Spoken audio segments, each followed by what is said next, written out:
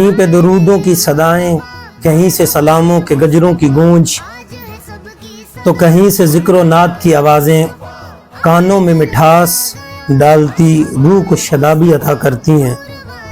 ہمیں لوگ کہتے ہیں میلاد نہ مناؤ، جس امت میں آنے کے لیے جناب موسیٰ علیہ السلام نے دعائیں کی، جس محبوب کی غلامی کے لیے دعائیں مانگی، ہمیں تو دعا بھی نہیں مانگنی پڑی۔ ناظرین، اللہ نے اپنے فضل سے ہمیں حضور کا امتی بنایا۔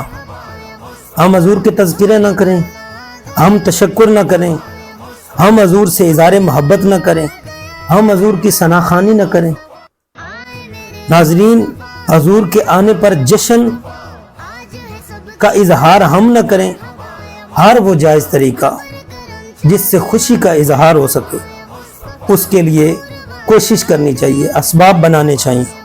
امت کا ایک جذباتی تعلق اپنے نبی سے ہونا چاہیے، ایک ورفتگی، ایک ذوق اور ایک جذباتی تعلق ہونا چاہیے، طبیعت کے اندر وجدان ہونا چاہیے۔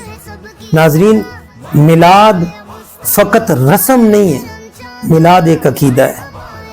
میلاد فقط رواج نہیں ہے، ایمان ہے۔ میلاد دکھاوا نہیں ہے، میلاد اظہار محبت ہے۔ ربیع الاول کا لمحہ لمحہ محبت ہے، لحظہ لحظہ عقیدت ہے۔ صدیاں گزر چکی، امت کے صلحاء نے، محدثین نے، محققین نے اس پر سینکڑوں دلائل دیے ہیں، احادیث سے اسے ثابت کیا ہے۔ اب دلائل دینے کا وقت نہیں، اب محبت بانٹنے کا وقت ہے۔ آؤ مل کر اس نبی کا جشن مناؤ جس کے صدقے اللہ نے تمہیں یہ سانسیں عطا کی ہیں، جس کے صدقے اللہ رب العزت نے تمہیں ایمان کی دولت عطا کی ہے اور بغیر مانگے اس حضور کا امتی بنایا ہے، اور انشاءاللہ اسی کے صدقے اللہ تعالی جنت بھی عطا فرمائے گا۔ السلام۔